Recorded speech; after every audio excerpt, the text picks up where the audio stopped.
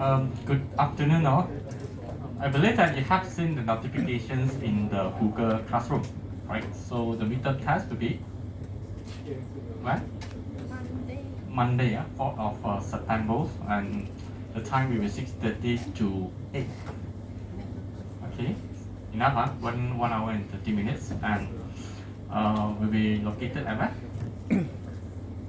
Where's the location? AI 是 week 10 I put already, I updated already. DKABA. So it's a very 我们都也 large 是 week 10 room for you, occupied you, the RS students and also RDS students.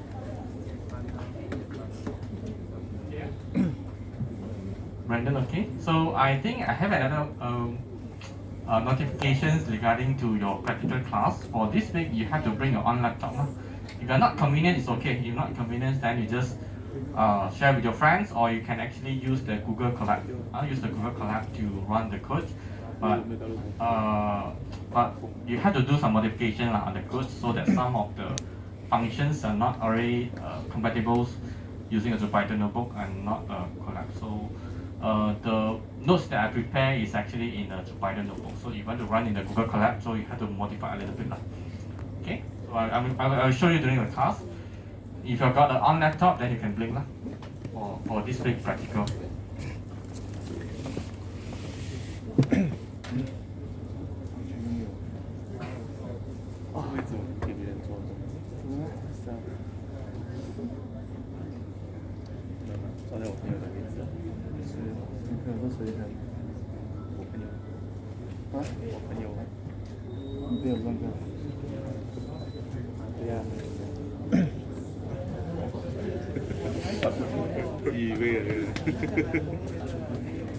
왜送个坐过去那边吗？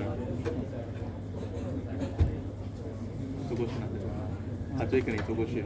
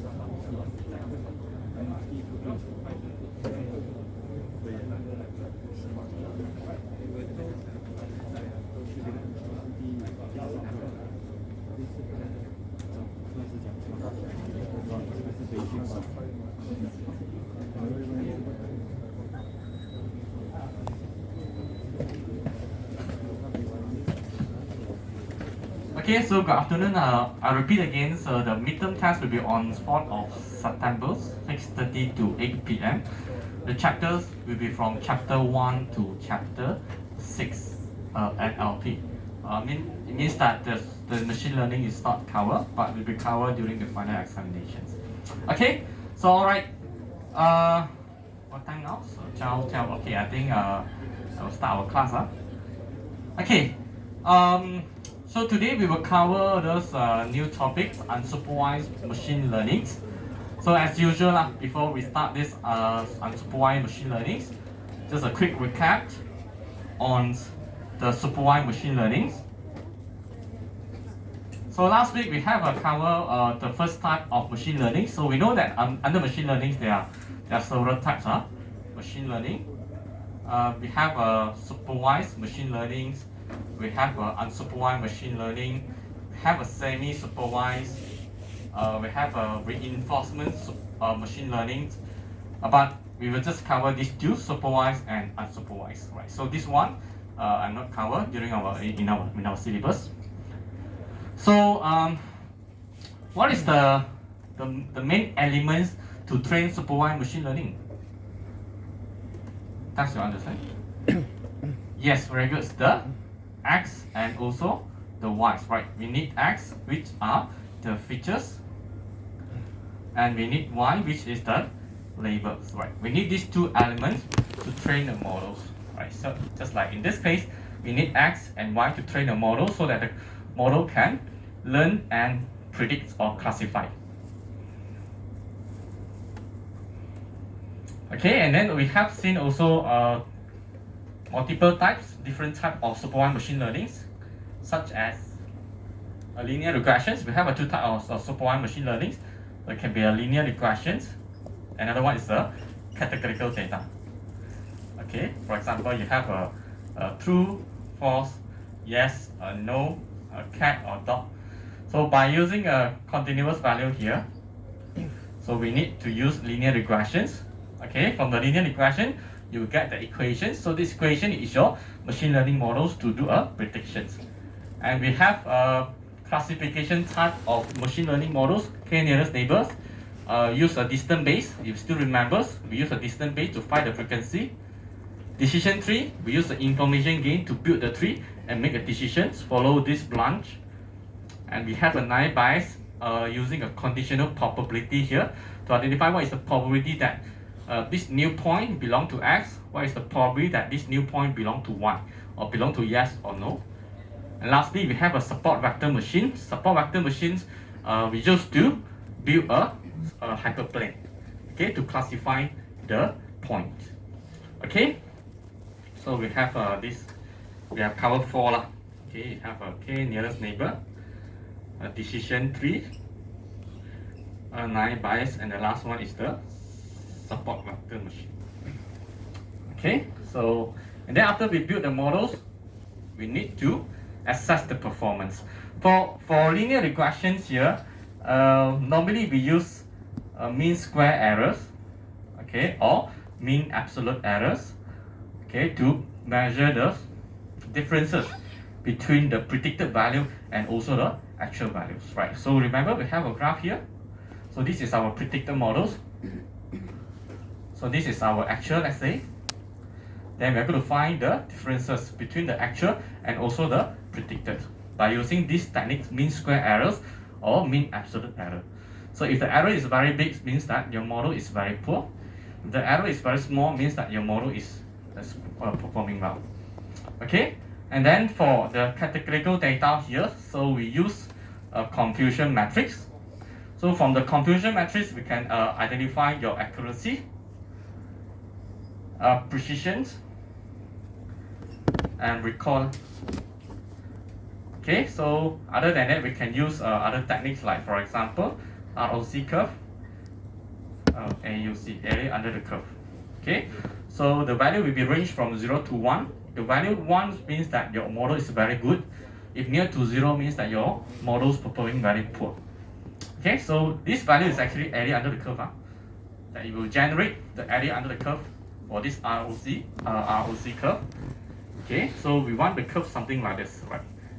We want the curve. This is means you have the area then near to 0, then near to 1. So this is very good. So you have a curve something like this. So it near to 0. So this is very poor, maybe 0 to 0.5. The last technique we can use is the core validations. Okay, we split the data into a 10 different subsets, and then we perform we run each of this data set and get the accuracy, precision, recall, and get the average value, or we check the consistency between the accuracy, precision, and recall. Okay, so for supervised machine learning, The theory behind each of these algorithms is quite complicated because it involves the actual y. So we need to compare the x. We need to find a relationship between x and y, generate a model, and for predictions. After we predict, then we can measure the differences using this kind of techniques. The next method, which is called unsupervised machine learning models. So this unsupervised machine learning models is relatively simple compared to supervised machine learning. Okay, why? Because in a supervised machine learning here, we use only one information during training process. Okay, for supervised machine learning, we need these two information, x and y. Okay, we need x and y. So the models, these models here, either decision tree, k nearest neighbors, or linear regression, you try to find the relationship between the x and y, and find the relationship between x and y and build a model for you. But for unsupervised machine learning here, we will use only one information, which is x, during training process. So that makes these unsupervised machine learning models more easy to build. But however, it is quite difficult to measure the performance. So that is the limitation for unsupervised machine learning. Okay, so let's say, so look at this case how the unsupervised learning works. So let's say I would like to fabricate the shoes for this group of students. I have this one group of students, maybe consists of 10 here, 10 students. Okay, so I'm the one that who fabricate the shoes. So I don't want to build a shoes that I don't want to customize the shoes. Okay, what is your size, and then I customize this for the student, which is very costly and also time consuming. So what I can do here is I will just collect the features for each of the students. For example, their feet size and also their height. So I'll measure the feet size for this student, this, okay, for the 10 students, as well as their height. So these two here, I will treat it as x, which are features. Okay, so no y, no y. I don't care what is their occupation, I don't care their genders, I don't care their, maybe they belong to class A or class B, I don't care. I just want to identify their features. So in this case, two features are collected, feet size and the height. So I will collect the point here and then I will plot on the graph here. So, okay, always remember no y's, only x. Okay, only x. So this unsupervised machine learning will start to analyze. You start to find the relationship between the point here. What is the relationship point this to this, and this? 5, 5, 5. Okay, after that it will put the data, they are quite similar, into individual groups. Okay, so they look like similar because they are quite short, and also the fit size is quite big, so they are quite similar. Okay, the unsupervised machine learnings will put them into one group. So there's another group of students here, they are quite tall, but the fit size is very small, so I will put them as one group. So this is how unsupervised machine learning works. Based on their similarity, put them together. So like your friends here, oh, okay, I measure maybe their height, okay, their length of the hair, they are quite similar. I put them together. I measure, okay, the length of hair, whether a speck or not speck, okay, they are quite similar, I put them together. So whether they are female or male, I don't care. So I just put them based on the similarity on the features. Okay? Is that okay, Brandon? New mask? Yellow. First time I see yellow mask. Something new. First time you see new one. Oh, okay. First time also I see yellow mask. Okay, so that is the main difference between supervised and unsupervised. Always remember, supervised we use x and y during training process. Unsupervised we use only x during training process. And the purpose for supervised machine learning, we always use it for classification and prediction. Okay, classification means that we classify. You have a new input here. You go to the supervised machine learning. We class them. Okay, this input is belong to female or belong to male. So this female male here is the classes. So our purpose for supervised machine learning is to classify this object, is it belong to female or male for categorical data, or we would like to use the prediction, for example, the linear regression. Okay, so we get the models. So we have a new input, which is F, let's say is a 2.0. What is the predicted Y? So we can get the predicted Y based on these models. But however, for unsupervised machine learning here, okay, for unsupervised machine learning, we use it for clustering. Okay, clustering is not equal to classify. A classify is where we know the predefined class. Then we put the new input into the clusters. Clustering is, we have a data point, we find the similarity and cluster them. So whether it's a female, whether it's a male, whether it's a yes, true, spam or not spam, it's not our concern. We just put them together. Okay? So some real-life applications of clustering that you may seen in the daily life is the search engines, Google Scholar. Have you used Google Scholar for your FYP? Yes, you know what is Google Scholar? Yes, so you find the journals. So what is the journals? What is the purpose for journals? Your supervisor asks you to find journals, to read journals, and you just read. So what is the purpose? Do you know?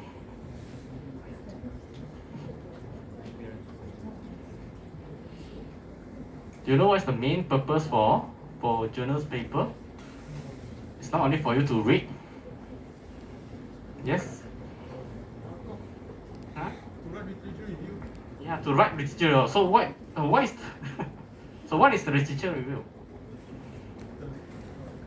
Yeah, your supervisor asks you to read the journals paper, write literature review. What is the purpose for literature review? You don't know. You just write as much as possible. So the purpose for literature review is for students to understand what has been done in the past. Okay, your lecturer asks, your supervisor asks you to build something new, or iPhone 15. Before you proceed to iPhone 15, you have to understand first what are the features in iPhone 14, 13, 12, 10, 8, 9 first, right? So you identify the features, then from the features you identify the limitation. Right? You read the journals, you identify the features for iPhone 14, 13. So you write the feature review. Okay, so iPhone 14 you have what features. However, based on these features, there is a limitations. What are the limitations? You list down. So this limitation here will motivate you to come up with your objective. And this objective is help you to build iPhone 15s. So this is very important that you find the correct papers to identify what has been done in the past, what are the limitations of their works, of their research. Drive you to come up with a new research. Okay?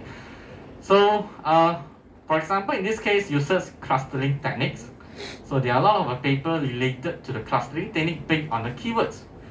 So after you search the paper, for example, in the second ones, all the papers, you will see there's one option here. It's called related articles.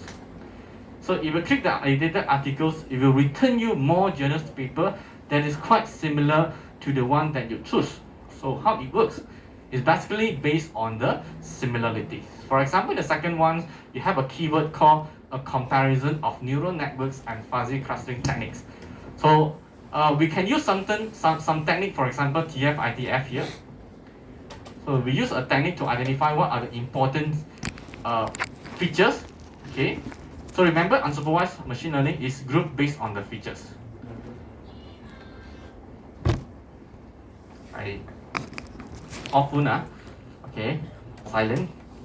Okay, so we based on the features here. For example, in the second title, so this TF-IDF, you go through the journals paper. Let's say the second one. Okay, a comparison. Okay, the neural networks, clustering, blah blah blah.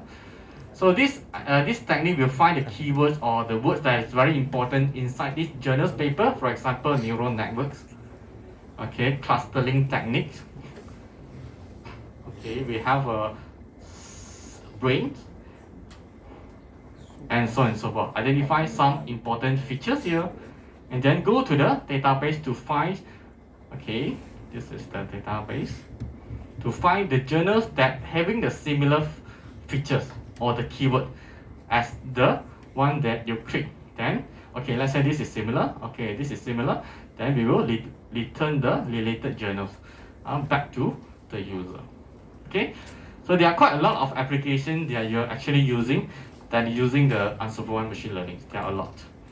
Okay, so this one also, this one I already explained during the practical class, where we use it for marketing purpose.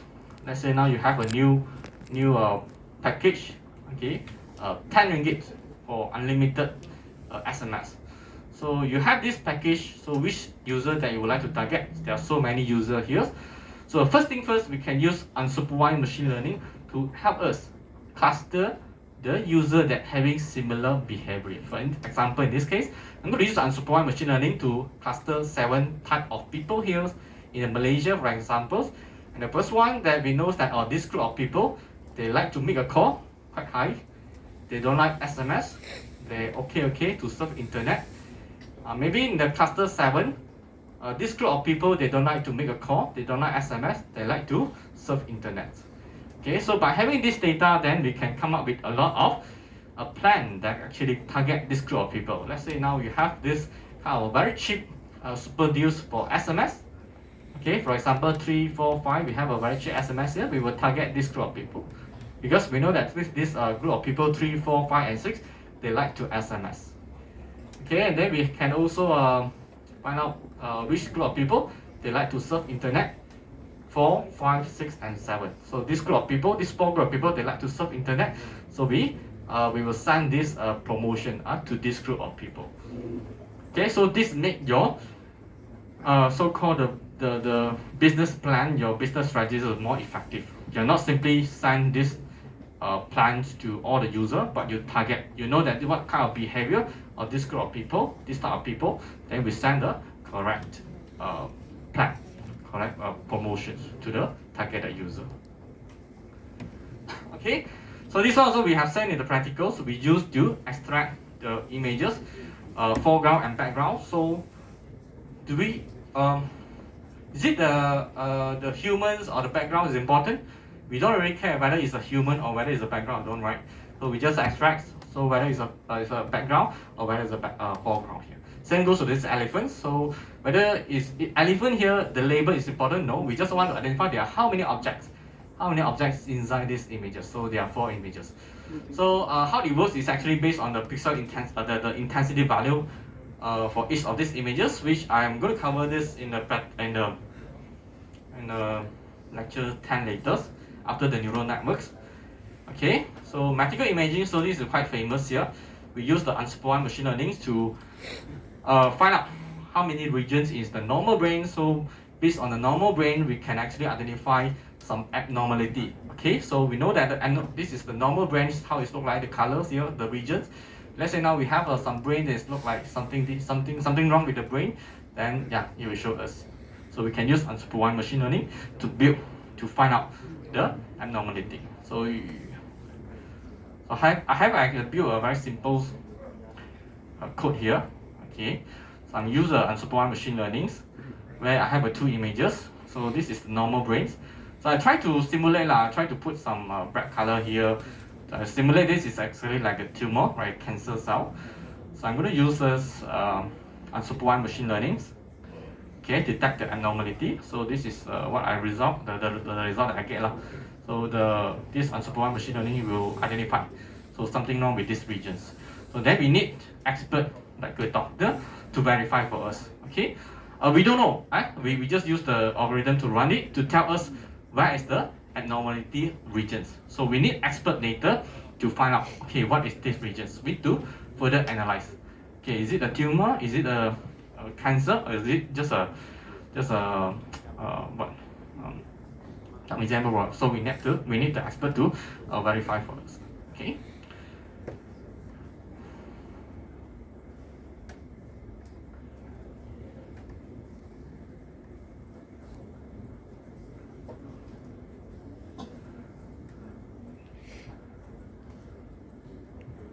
Okay, So in the following 1 hour and 30 minutes, I'm going to explain this 4 clustering technique to you.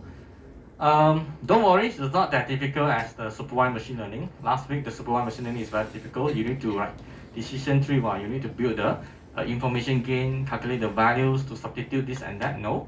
For clustering methods, it is very simple. Why? I always emphasize this because the only information we have in unsupervised machine learning is the X. It's the features.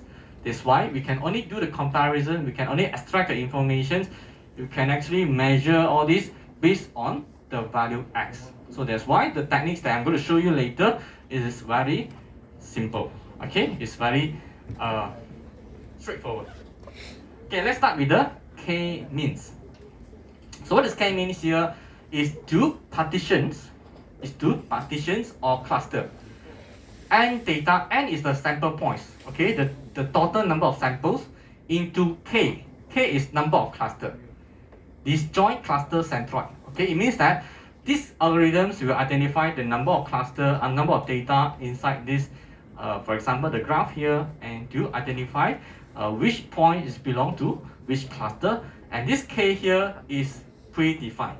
We have to predefine the number of K.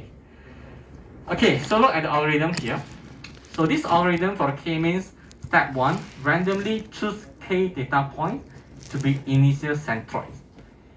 Assign each data point to the closest centroid, recompute the centroid using the current cluster, and repeat the step. Only for a step here. I was going to show you the picture, how it works.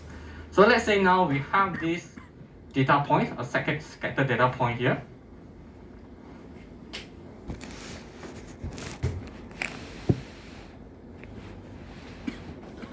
So we have, let's say 3, 3, 4. So we have there 1, 5, 1, 2, 3, 4, 5, 6. 1, 2, 3, 4, 5, 6, 7, 8, 9. So that is the scatter point. So in the first step here, step 1, we have to specify the value of k. So it means that, hey, k means, can you help me to put all this data into 2 different clusters if I set k equal to 2. So this is the limitation in the k-means where we need to manually assign the number of cluster. So during the practical class, I also show you one of the techniques called elbow point to identify the optimal cluster, right? So assume that in these examples, I would like to put this point here into 2 different clusters. Okay, in the step 1, so I would like to write the, okay, this is a center point. So I will treat this as a x1 and x2 lah, x1 and x2. So this is x1 and x2. So I can also get this information called number of points. Okay, and the last information I can get is the distance.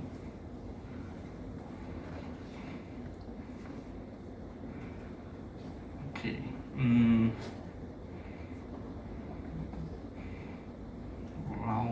round 1. Okay, round 2, round 3, round 4. Okay, so whenever you assign the value k equal to 2 here,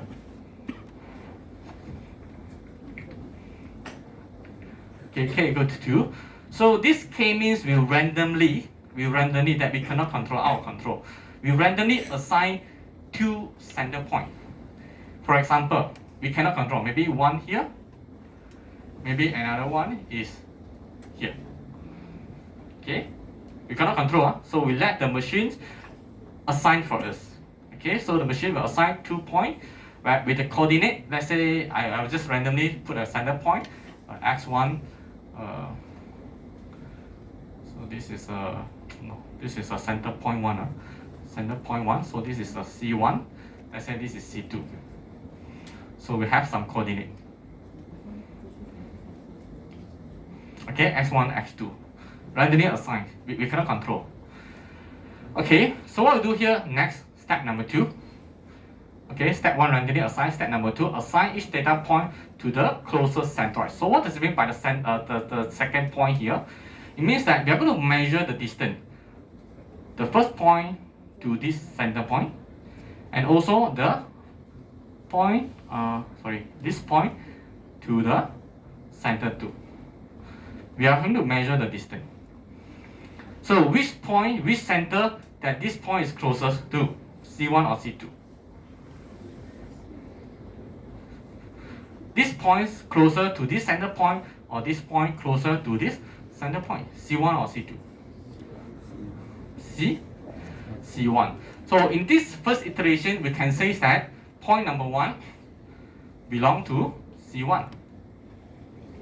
Okay, done. Okay, and then we measure the second point. So this point closer to C1 or closer to C2? C1. C1. Okay, then we can say that point 2 belong to C1. Repeat for the remaining point here, C3. C3 closer to C2 or closer to C1? C1. C1 or C2? C2. C2. Then we can say that, okay, point 3 belong to C2. And repeat for point number 4, 5, 6, 7, 8, 9, 10, 11, 12. So we have a total 14. So we have to repeat for the point until point 14. Identify which cluster is the closest to this data point. Okay, done. So after that, so this is C1, C2. Okay, then what we do here is we have to calculate. We have to calculate among all these points here, okay, how many points belong to C1 and how many points they are closest to C2. So in this case, we can look at the graph there, so we can identify the 5 points belong to C1 or S1 or C1, and there are 2, 4, 6, 8, 9. 9 points belong to C2, as shown in the graph here. Okay. Second, done. So this one done already. Then what we could do is we know that this 1, 2, 3, 4, 5. These 5 points, they are closest to C1. So in the second round here, this C1 will disappear. Okay, we will not use C1 anymore. Instead, we have to calculate the new C1 and new C2. When I say the C1 and C2 is referred to the coordinates. We want to find the new coordinate for C1 and C2. So how to find the new C1 and C2? We know that these 5 points are the closest to C1 in the first round. So what we do here is we will find the average value for these 5 points. Average value for the 5 points. So how to find the average for the 5 points?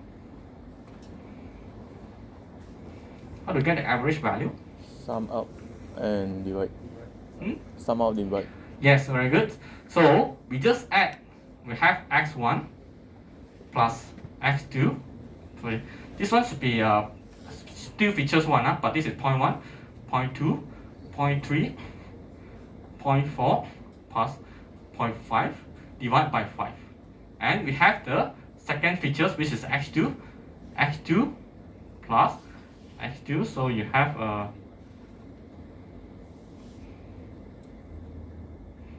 5 point, 1, 2, 3, 4, 5 divided by 5. Then you will get the new C1. Correct. You have a 4 student here. What is the average height? You just add all the height and divide by 4. So same.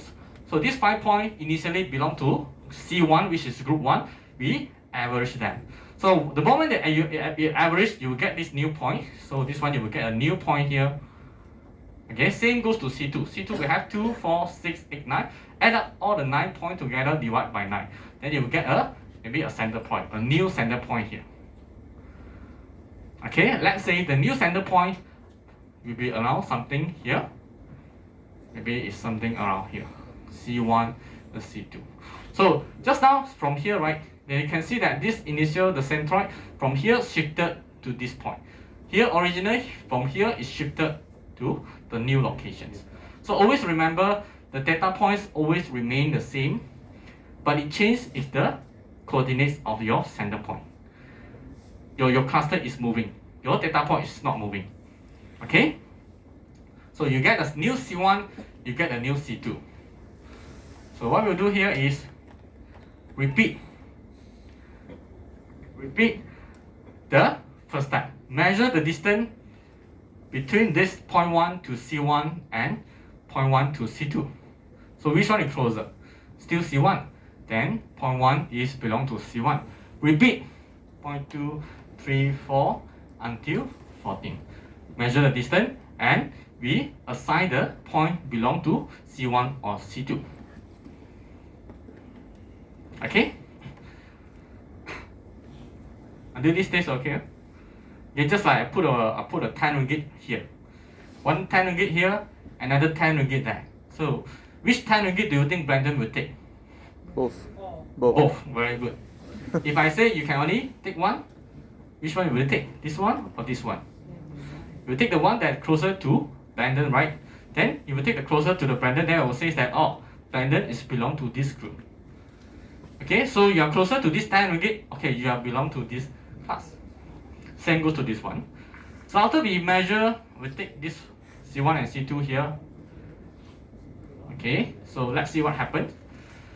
The moment that you reassign this center to a new position, you will find out that initially there's only 5 points. There's only 5 points belong to C1.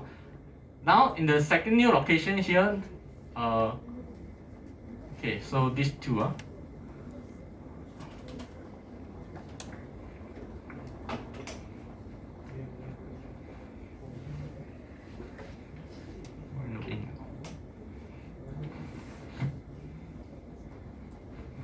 Okay, so you will find out that, okay, so this,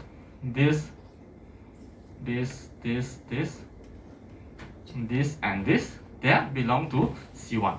Meanwhile, this, and belong to C2. So you have 1, 2, 3, 4, 5, 6, 7. So after the second round, you found that the second points that closer to C1, and there's only 6 points belong to C2. Okay? So now you're done. So we can continue with round number 3, iteration of number 3. Remove the C1, remove the C2. Based on this 7 point, calculate the average value for x1 and x2 again. Find the mean point for this 7 point and find the mean point for this 6 point here. So you move to the third graph. So the moment that you recalculate again the average, so you will find out that this is the new C1.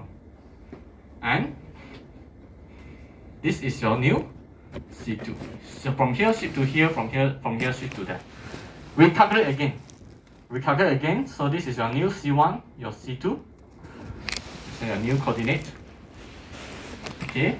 So from the third ones, you will see that there are how many points? 2, 4, 6, 7. 7 belong to C1 and 6 points belong to C2. Okay, 2, 4, 6, 7. 2, 4, 6, 7. 2, 4, 6. Oh yeah, 14 points. So this one should be 7. Okay, and repeat again. Repeat until when? There are 3 criteria you have to stop it. Okay, you have to stop it. The first one is where you found that the coordinate for the coordinate between the iterations remain the same. Let's say now you have, for example, you have 10, 20. After you repeat for the next iterations, the center point remain the same. Something like this. Then it's equal, right? Means that your center point is not moving anymore. Okay, it means that you can stop it here. This step is called convergence. Convergence is a process where the training process is become very stable.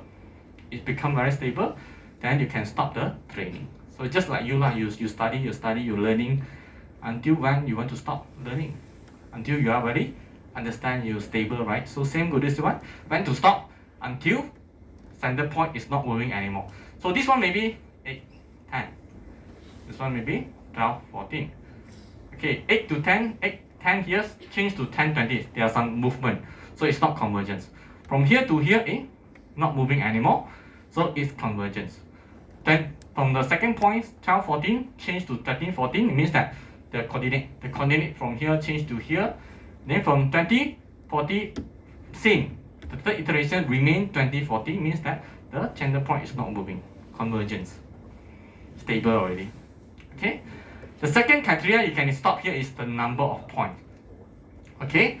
So where maybe the first round you found that the first round there's 5 points belong to first cluster, 9 points belong to cluster 2.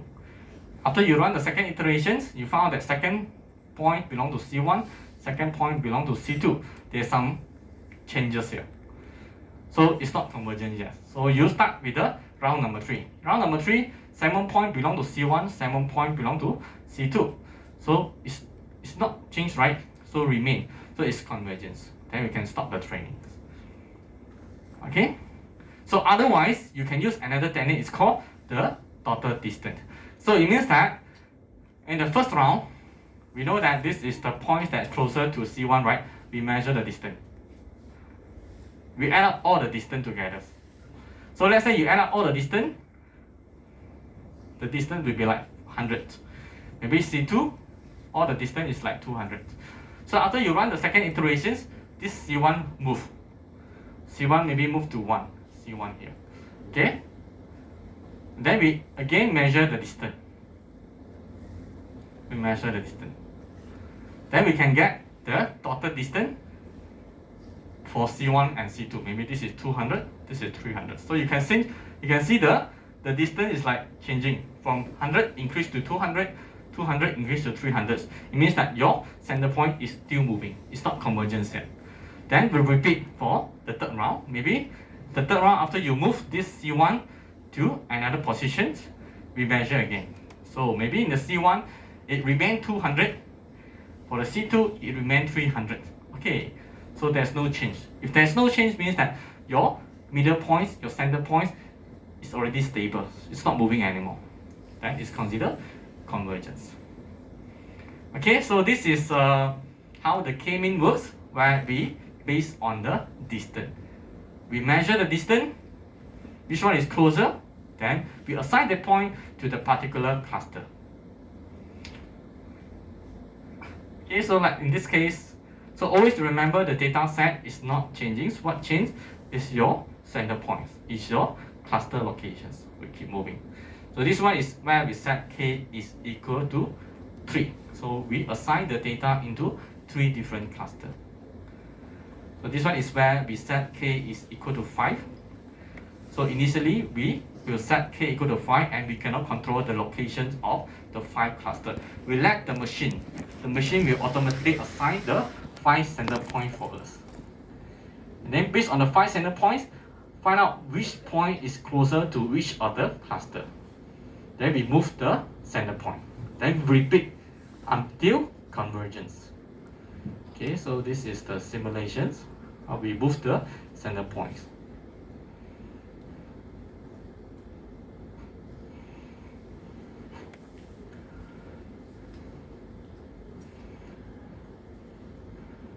Okay, so convergence, not moving anymore. The centroid is not moving, so it means that it's stable. So we will stop the training until this stage. So that one is for visualization. So this is how we can actually calculate. So now we have the first step. Let's say assign K is equal to 2. We would like to assign this 12 data into 2 different groups, 2 different clusters. So firstly, we have to randomly assign the center points. As shown here, we will assign we will randomize the center point, the coordinates. Okay, C1 and C2 that we cannot control. After that, we are going to use the these equations, if you still remembers that this is to calculate the distance between one point to another point, the s1 minus s2 square plus y1 minus y2 square, we find out the distance. Okay, from the distance, then we identify which points is belong to which cluster. So in this case, point 1, the distance for the point 1 to the cluster 1 is only 1.4. Okay, the distance for this point to the cluster 2 is 32. It's quite far. Then we can put the point 1 is belong to C1. Repeat for the remaining 12 data points. And then from this first round of trainings, we will identify there are 9 points belong to C1 and there's only 3 points belong to C2. Okay, and then what is the next? You have to find the new center point. Okay, based on this coordinates, we will add up all the points, the 9 points together here 1, 2, 3, 4, 5, 6, 7, 8, 9 and divided by 9. Add up all the 9 points divided by 9, then you will get the new center point for cluster 1. Repeat for the cluster 2. Repeat until when? Until convergence. So once convergence, these 3 criteria. The first one, based on the center points. If your center point is not moving anymore, it is stable. The second criteria is there's no chance, there's no minimum in the reassignment of data points. It's like in this case, for the first round of training, there are 5 points belong to C1, and 9 points belong to C2. But if you look at the second round here, you have a 7 point belong to C1, but 7 point belong to C2. So there are some changes. So it's not convergence. Repeat for the third round until you make sure that there's no more reassignment of the data point to different clusters. Okay, the third criteria will be the minimum decrease in the sum of square errors, as I mentioned, is referred to the distance. You have to measure the total distance for each of the point to the center point of the cluster, and then there's no change, then it means that it is stable, it's convergence. There are 3 criteria. Okay? Okay, so what are the limitations for the K-means? The first one, it is very sensitive to the initial point. So it means that let's say now you have this cluster. Okay.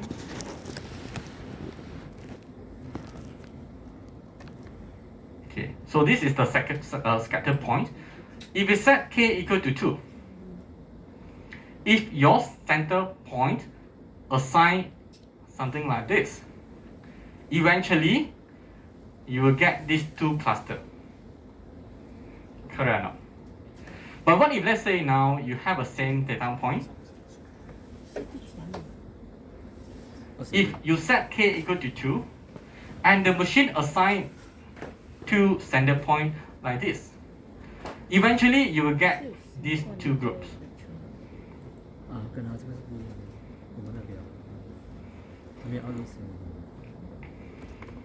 Can you imagine? Cannot. Okay, I repeat again.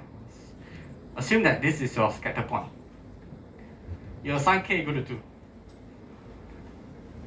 If the machine randomly assign the center point, initial center point, at these 2 locations, so this point will actually shift, right? Shift, measure the distance, shift, eventually shift to here. So this one also shift, eventually will shift to here. So it means that if your initial point of the k is something like this, eventually you will get these 2 clusters. Okay, but let's say now you have the same point here, and when you assign the k equal to 2, when the machine assign the center point at these 2 positions, assume that the machine will assign these 2 center point 1 and center point 2. So this point here will measure the distance, right? Measure the distance. Eventually, it will converge somewhere around here. The C2 also move somewhere around here. Then you will get these 2 clusters. So it means that the clustering result is heavily depends on how we assign the initial point of your C1 and C2. And unfortunately, we cannot control. The machine will randomly assign the C1 and C2 and C3 for us. We cannot control. If you randomly assign these positions, then you will get this result. If you randomly assign these two, then you will get this result. So we cannot control. Okay. Second one, manually choose the k value. As I mentioned, we have to set the value of k. And most of the times in the actual case, we don't have the labels. If you don't have the labels, then you don't know how to set the value of k.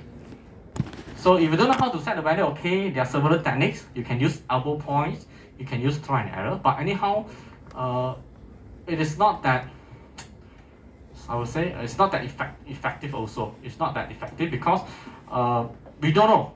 Maybe the actual number of clustering is 3, we don't know, but we set 2. So it's very so-called not that accurate lah. So although we have this elbow point to find the optimal, but it's still not the best technique. Okay, so we have to manually choose the value k here. As you can see that in the coding here, we have to set the parameters number of clusters.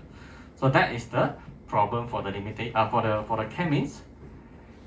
And k-mean has the problem where the data contains outliers. So what is outliers? What is outliers that you have done in your statistic max?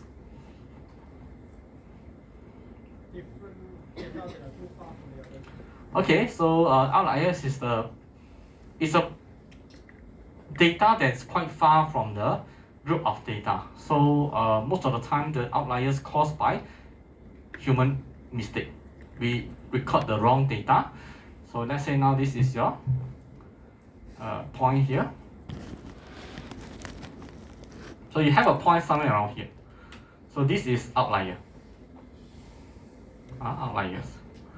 So if we set k equal to 2, if let's say we remove these outliers, then we will probably get these two groups right. If we ignore the outliers.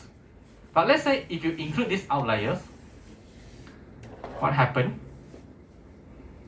So let's say eventually converge. So you will get this one group and this is another group. Something wrong with your clustering performance. Because of the outliers, your center points also affected. And initially it's from here, but it shift until here. It consider this is one group, which this cluster consists of outliers. It's very sensitive to outliers. Okay, always remember k-means how it works. We have to measure the distance for each point from the center 1 and center 2.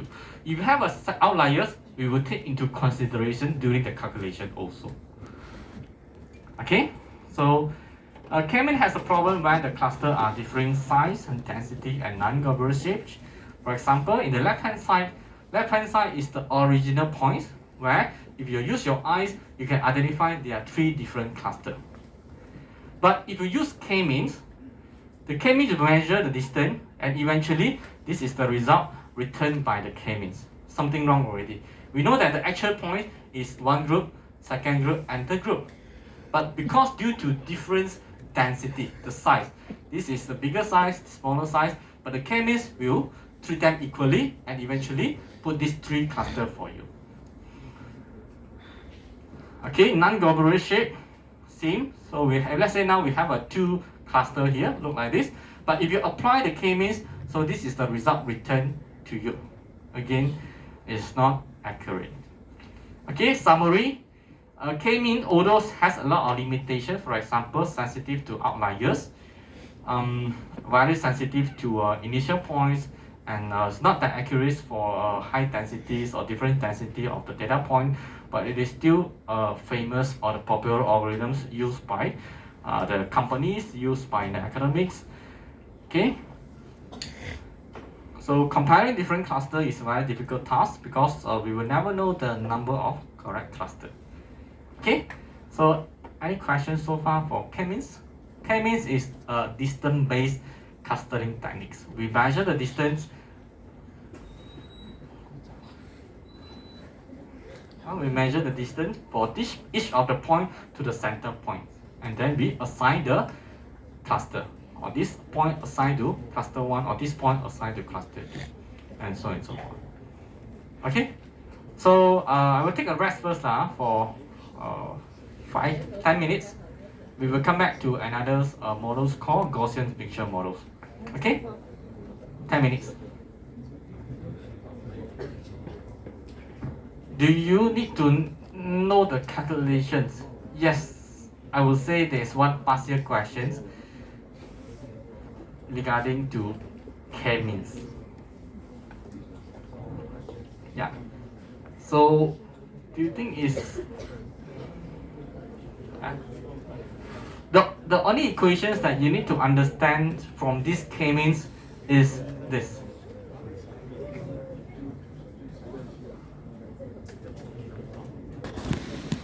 This is the only equation that you need to know.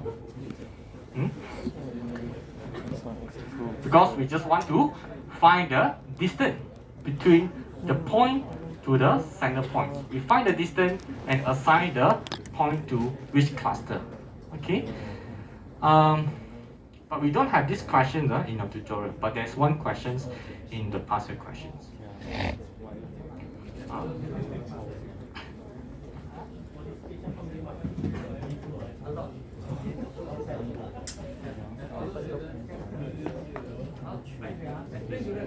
So quite many of them they are able to answer now. If you understand the ideas, the concept, it's actually calculation only. You just measure the distance.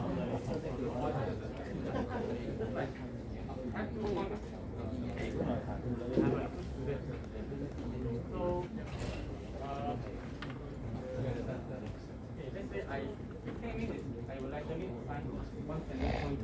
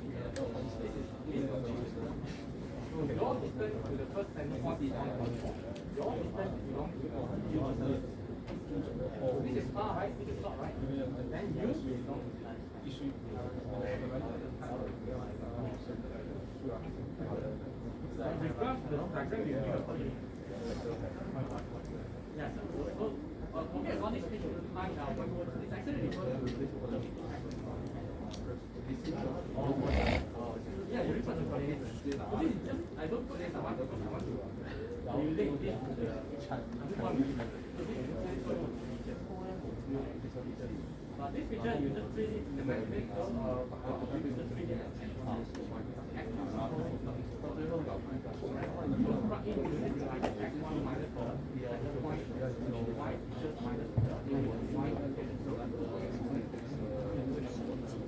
then you get this one, you're trying to see one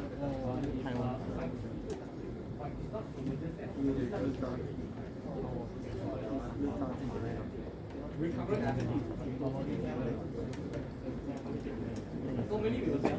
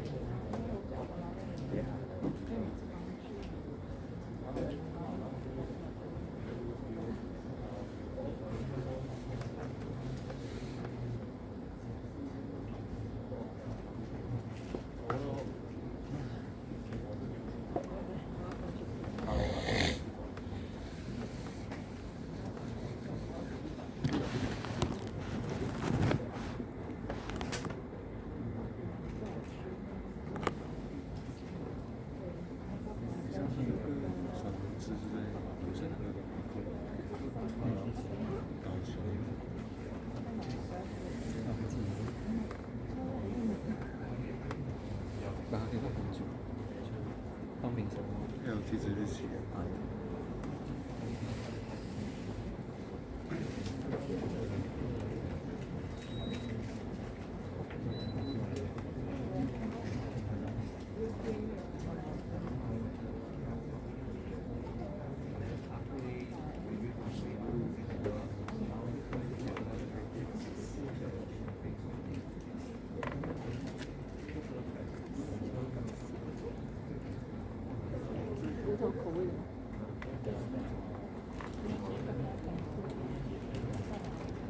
是。哦。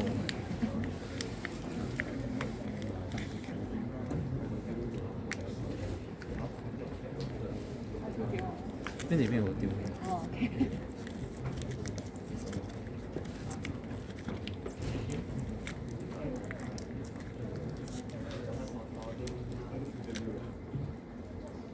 Okay, welcome back. So just now we have seen the k-means. K-mean is actually based on the distance. It's solely based on the distance. But the limitations, the main limitations for k-means here is we are quite forced. We force the point whether is it belong to this cluster, cluster 1, or we force that this point is it belong to C2. So you have to choose either one. We cannot say that, oh, this point belong to C1 and C2. No, we cannot say that, although the distance is equal, then you have to force also whether this point belong to C1 or belong to C2. You have only one option, either C1 or C2. It's called hard clustering. Okay, we have to force hard clustering. So in the next algorithms, we use Gaussian mixture models. Gaussian mixture models is a probabilities technique in clustering the data points into different clusters. So before we understand how this Gaussian mixture model works, you have to understand first what is Gaussian models.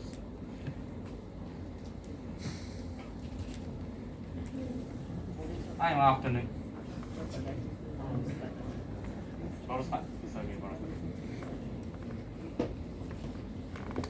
Okay, so you learn max, right? So what is Gaussian model?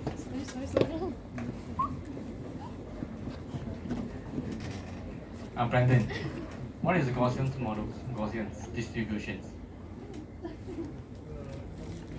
Okay, so yes. What is normal distribution? This is normal distributions. What information you can obtain from this normal distributions? Yes, very good. From these Gaussians, you can obtain probability. We call probability density function, PDF. So another information you can obtain is the mean value and standard deviations. Mean value is the average of all the points, right?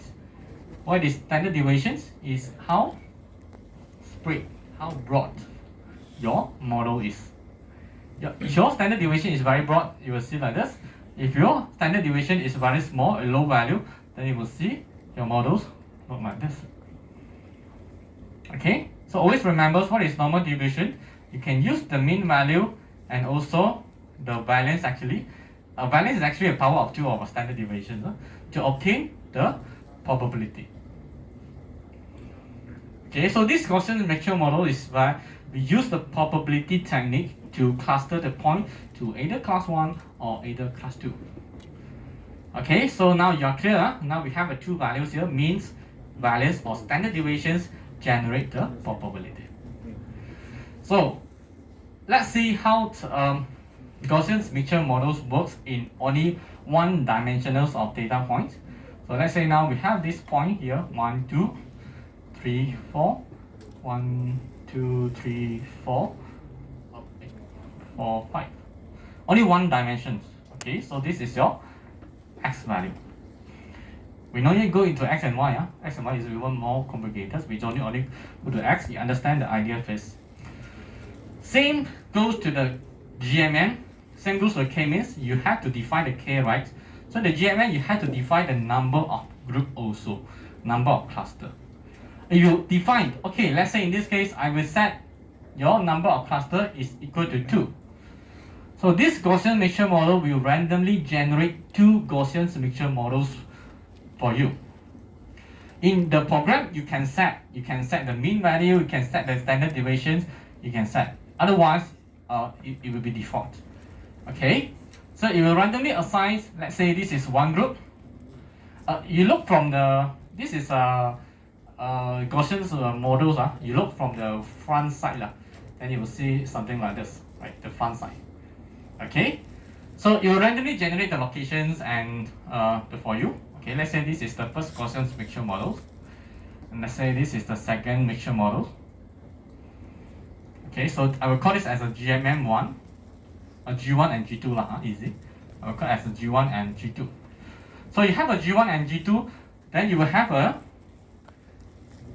variance for G1s, the mean for G1s, and the mean for G2 and the standard deviation for G2, right? For in this case. Okay. So next, what is the next? We will find. Okay. We will find what is the probability that this point here belong to group 1, and what is the probability that this point belong to GMM2. We would like to find the probability that whether is it 0.5 belong to G1 or 0.5 belong to G2 or what, we have to find it out. So how to find?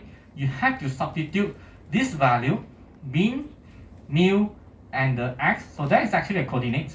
So this you have some value here. Let's say 2.3, 3.4. You have some value. You substitute these three value in this equation. 1 over square root 2 pi and blah blah blah. Yeah, but fortunately, you don't have such question in your exam. Just theory. I just let you to know that explore a little bit how the Gaussian mixture models work, but you don't need to understand how we get the value from here. We substitute this mu, the standard deviations, and the x into these equations. We will get the probability. In this case, we will say that okay, the probability that it belongs to this Gaussian mixture model once is maybe 0.8. At the same time, maybe this x belong to GMM2 is 0.2. We will get some value. The probability. Instead of like the so-called K means, or this belong to C1, or this 100% belong to C2. But in this case, we do soft clustering. We use some probability. Okay, you are like 80% female, 20% male. Yeah. Something like this. You have some probability. Okay, repeat this point. Get the x value. We got this standard deviations, the mean value. Substitute into these equations. We will get some probability. Okay, let's say for the point 2, that this point 2 belong to G1 maybe 0.3. That belong to G2 maybe 0.7. We will get some probability here. Okay, repeat for the third point, fourth, okay, last. Okay, so you have to find all the probability. Okay, so once you get these probability values here, we get all these probability values, so you will get the P1, P2, you will get the P1 and P2. So we will average them all. We will put all the P1 and P2 here, substitute into this equation, as well as the values, so that we can regenerate. Based on this value, regenerate your new G1 and new G2. We would like to find out the new standard deviation and the new mean value based on this probability. Okay. Once you get the new new standard deviations, you can rebuild your Gaussian mixture models. Something look like this. Okay, so it means that after you recalculate this probability, we substitute into these equations, you will get a new Gaussian mixture models. You will see that this Gaussian mixture models initially from here, it will shift. It will shift from here, then it will shift to here. Why it will shift? Because you generate a new standard deviations and new mean value. So how to build standard deviation? Come back to here. You need this mean value and standard deviation. We have a new mean value, new standard deviation. If you so-called build a new Gaussian mixture model. So this is G1 and G2. Okay. So what is the next? Recalculate again now. Recalculate. What is the probability that this point 1 belong to G1 and the probability that belong to G2? Calculate this value again. So maybe you found out that maybe 0.9. This is 0.1. Point 2, maybe 0.8. This is 0.2. Repeat again. After you get this value, again for the next iteration, generate a new models. Repeat until when? Until these two values do not change. Stable. Means that the positions of your Gaussian mixture models remain the same for the next iterations. Then we will stop the training.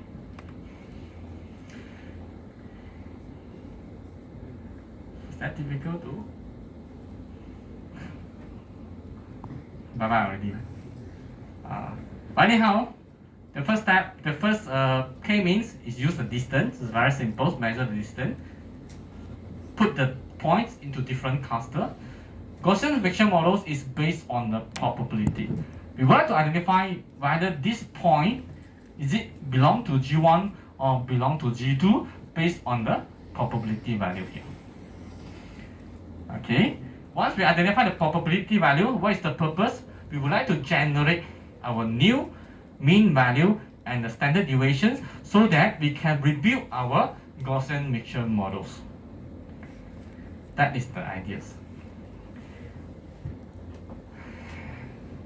Lovely. Okay, so maybe we look at from the top view. So let's say now you have this scatter point. Okay, we have a new scatter point. We have two Gaussian mixture models. Blue color, this is your first models. Red models, your Gaussian mixture model number 2. Randomly generated by the machine using random mu and random standard deviations. You can set or you let the machine to set for you. Okay, always remember the data points doesn't move, right? Data points remain the same. So this is what changes is these two models. So next, what we will do, we will find the probability. So we know that this is closer to this point, to this cluster. So the probability that this belongs to this is much higher compared that it belongs to this group. So we will do the first iteration. So this theta, the blue color here, is like quite close to this Gaussian mixture models, and this is quite far from the G1, but they are closer to the GMM2. So we can at this point we can say that this group of data, they are quite close to G2, and this point of data, they are quite close to G1. Based on what? Based on this value. Not distant, based on this mu, the mean value and the standard deviations. Next, shift. So, okay, until this stage, ignore these blue circles and ignore this red circle. Ignore this. We want to generate again a new circle. So how to generate a new circle? Based on the value for each of the point here, the coordinates. Okay, so we will reuse this value, the probability value generated by this point, to replot again your models. The model will shift. The model will shift. Repeat. Repeat. Repeat. Finally, you will see that until iteration number 20, the size of the Gaussian mixture models is like fixed. The size is fixed, the position is fixed. So it means that it's convergence. The model is stable. Tak boleh. Boleh. Jackson boleh. So later anyone don't know, ask Jackson. Okay. So this is how Gaussian mixture models works. Yeah, I know that it's quite difficult to understand, so I don't set this kind of questions. Yeah. As long as you can understand, it's okay. Yeah. Okay. Alright. So yeah, this is how it looks like in the 3D. So shift. Okay, so they are done. So finally, you have a stable model, station Gaussian mixture models. Okay, so let's move on to the simple one. Third algorithms is called mean shift. Okay, so this mean shift here based on the mode. What is mode? Understand the meaning first. What is the meaning of MODE? Mode. Yes, the most occurring point, most data point at the certain regions. For example, you have a scatter point like this one. So this is the area that you have all the point gathers, right? So this is actually a mode. So this mean shift will find this area for you. Oh, there's one cluster. So this is quite scattered. There's not mode, so it will not be a cluster. So there's only one cluster. So the advantage for the mean shift here is you do not need to define. No need to define the K value. For the K-mean, yes, you have to define the number of cluster. Define a cluster, put the data into 2, into 3, you have to set first. But for the min shift, you do not need to set. The models will find the number of cluster for you automatically. Okay, so how it works? Okay, look at this. This is the algorithm. Choose a Windows, choose a search Windows, computer means. So at this examples here, you have a scattered point. I have a random scattered point here. So if you call the min shift functions in the Python, so this Python's with this ID will randomly assign one window for you. Let's say in this case, randomly. Okay, randomly assign these windows for you, and within these windows or within these circles here, we have to identify the how many points inside these circles. So let's say there are about 20. So about these 20 points, we find the average x and y, the average features, just like the average height. You add up all together, divide by 4. So in this case, we add up all the x1, divide by the total point, add up all the y's, and divide by the total point. You will get the average value.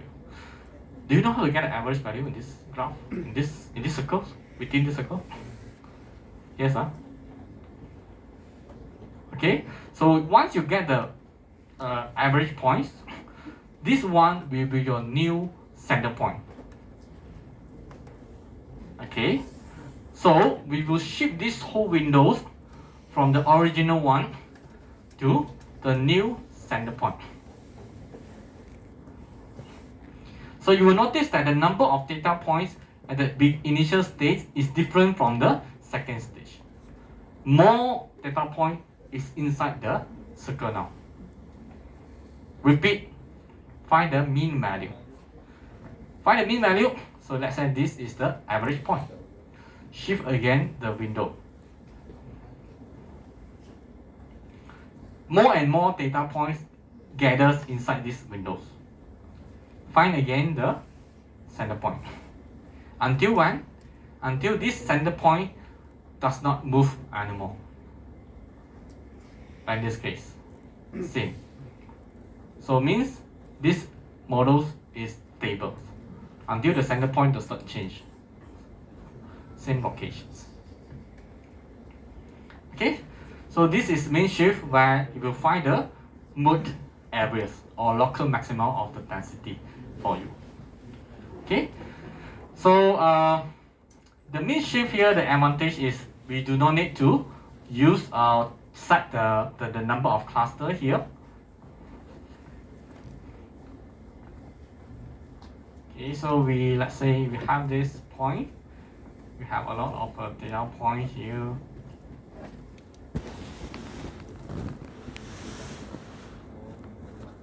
So if we use the min shift will randomly assign a lot of windows. Maybe this is the first window, second window here, third window here, fourth windows. It will assign a lot of windows, and then all the windows will run concurrently. So it will find the mode for you. Okay, so these windows will start to search. So in this neighboring areas, so we have one mode here. So this is one window.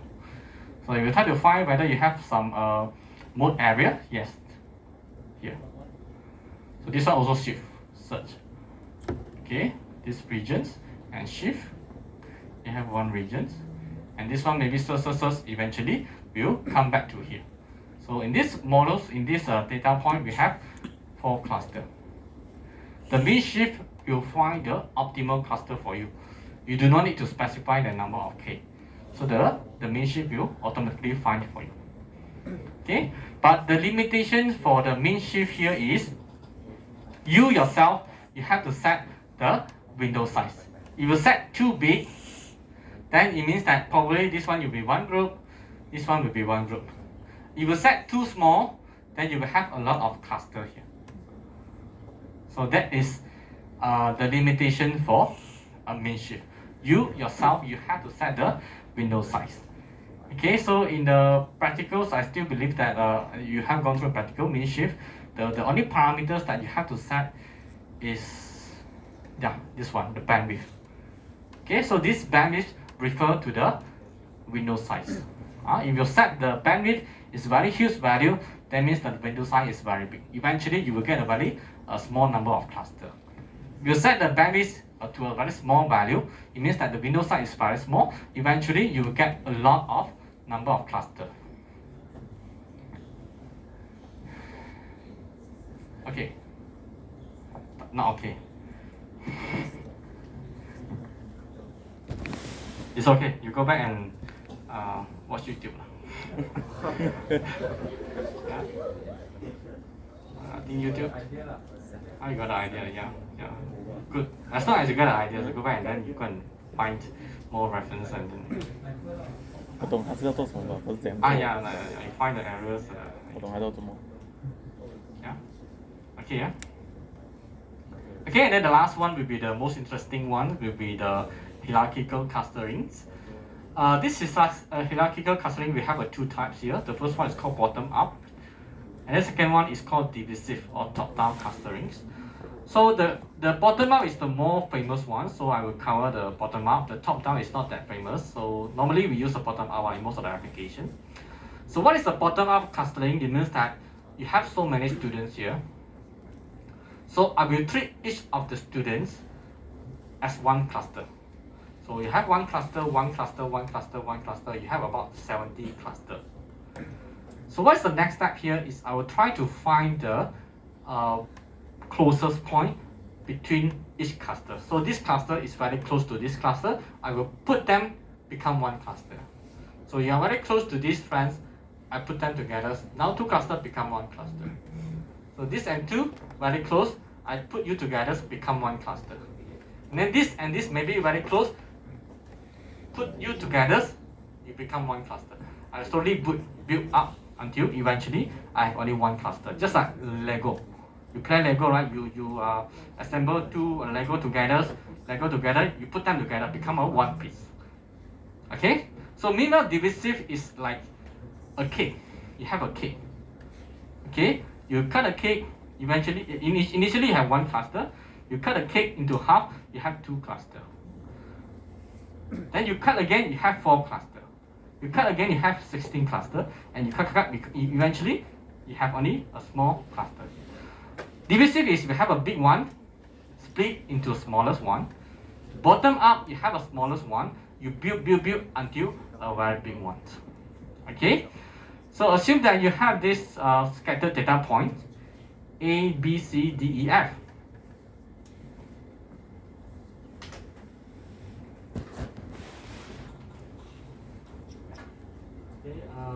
Assume that this is your coordinate for 6 students.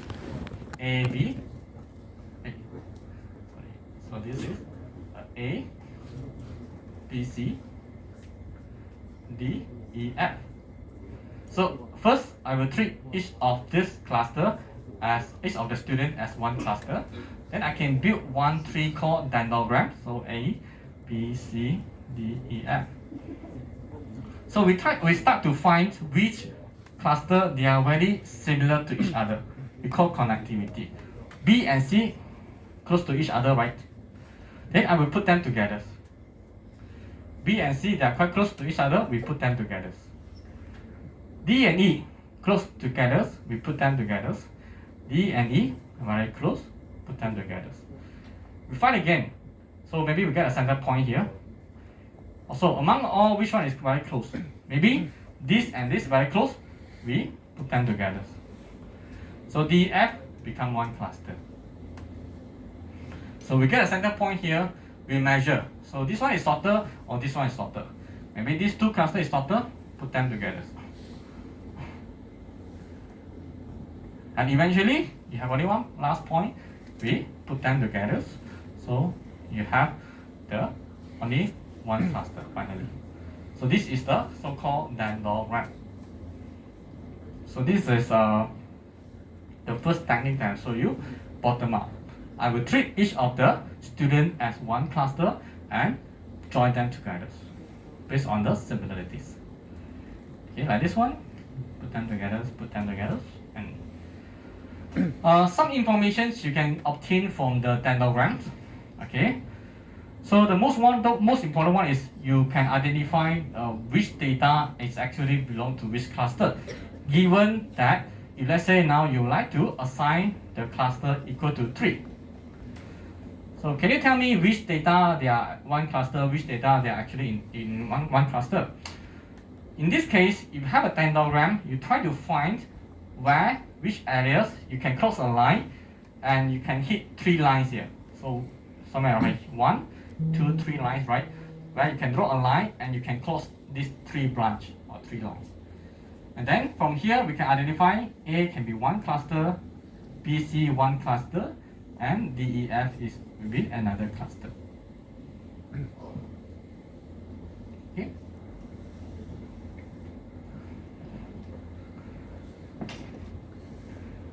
Yeah. So in this case, you have a P0, 1, 2, 3 until 6. So we try to find the so-called connectivity, the closest point. We can from here we can say okay, 5 and 6 okay form one cluster, 5 and 6 one cluster. 4, 5, 6 one cluster. So 4 you can join with this one, form one cluster. Maybe P1 and P2 very close. I put one cluster, so I will have P1 and P2 here.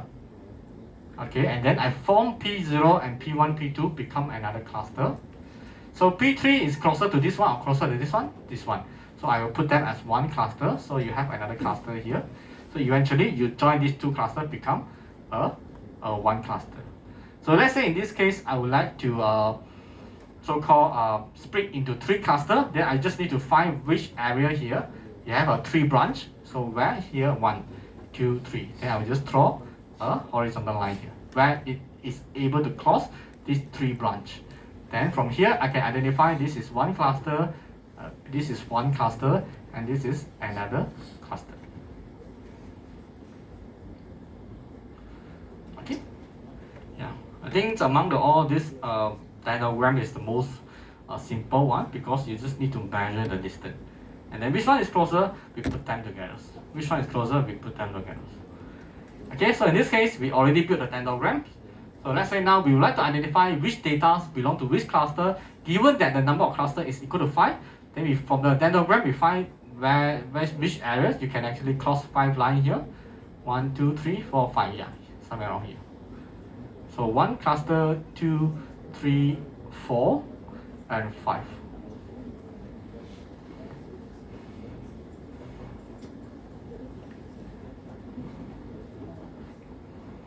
This one okay, right? Okay, so come to the last part. To assess the clustering technique, it is very, very challenging. So come back to this supervised machine learning.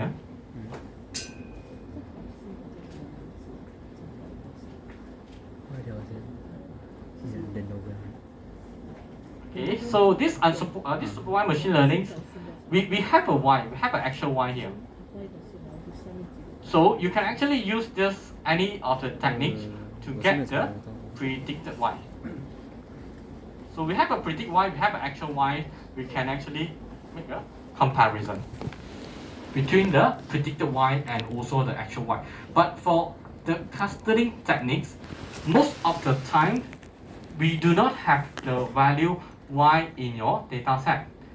We don't have y. That's why all the technique that you can see just now, we just use value x. We use only features. We use the features to put them together, to group them together to find the distance. There's no y at all. If there's no y, then it is very hard for us to do the comparisons. That's why to assess the clustering technique is very challenging. Okay, so but however, if you have the actual y value, then you can compare. You can compare after you perform the clustering, you compare with the actual value here is not an ground truth. Right? The second image here is the one that you generated from the maybe the k-means or the mean shift, and the third image is referred to the actual result. Then you can actually do a comparison. But most of the time you don't have the ground truth result, or you don't have the actual labels. What to do? You can still assess the performance for your clustering techniques based on these two informations. What is the purpose for unsupervised machine learning? What's the main purpose? You always come back to the main purpose. The main purpose for machine learning, supervised machine learning, to predict the actual y compared to the actual y. You want to make sure that the one that you predicted is actually very close to the actual one. That is your purpose for supervised. But what is the main purpose for unsupervised?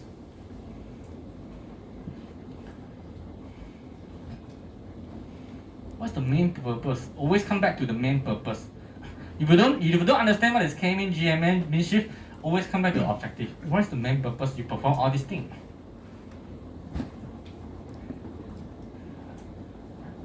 Today you're very focused, so I ask.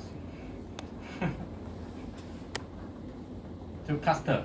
What is the purpose for cluster? How clustering works? Regardless of algorithms, we don't talk about algorithms. What is the clustering? What is the purpose?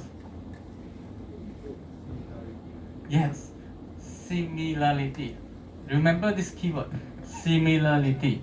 We always base on the similarity, put them together. You have this graph here, you have all these points here, you have all these points here. Your algorithm, either which one right? We don't care K-means, GMM models. All these methods is used to find the relationship between this point to this point, this point to this point, or they are very close to each other. I put them as one cluster. But this one is close to each other. I will put them as one cluster. This is the main objective. We want to put all the data that having similarity, similar properties, similar features, and put them into one cluster, one group. That's the main objective. Clear? Okay. So since after we do a clustering, we do not have y value. If we do not have y value, then we cannot compare the one that you generated from the clustering and the actual y. So this is the actual y. If we don't have the actual y, it's okay. We still can measure the performance through what? Intra-cluster coherence. It means that how close this data to each others. In other words, how similar one object to another object. How similar you and your friends. Why these algorithms put all this data into one cluster? If your data is very close to each other, yes, this is considered good performance. You have a very low intra-cluster coherence. This is good. If you look at this, the data are quite far to each other. They are not similar. There are some similar, but not that similar. But your models cluster them into one group. In this case, you will get high value of intra-cluster coherence. So this consider a poor performance. Okay, always come back to the objective. We want the model is able to recognize which data are very close to each other and put them together. Okay, so by right, you should be able to get this low value as possible. You get a big value here, but your model cluster them into one category. Something wrong already.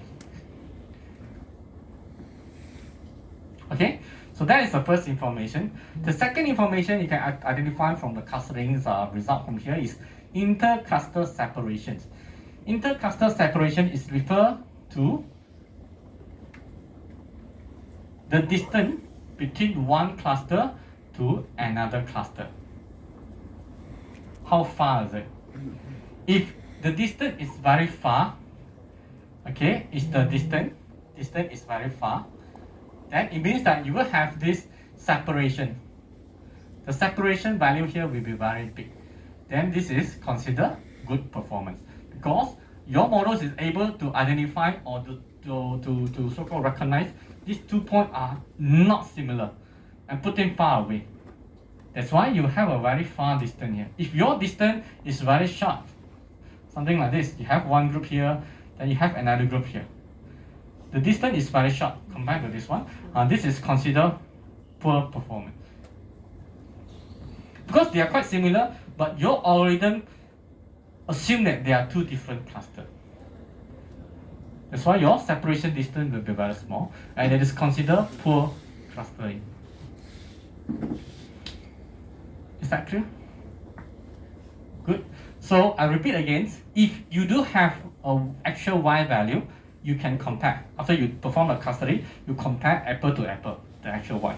If you do not have the actual Y value, then we have to base on your clustering performance, which is how close of each data point to each other and how far your center point to another center point from different cluster. If the very far means that it's good performance. And within this group, if the data points are close to each other, then this is good performance.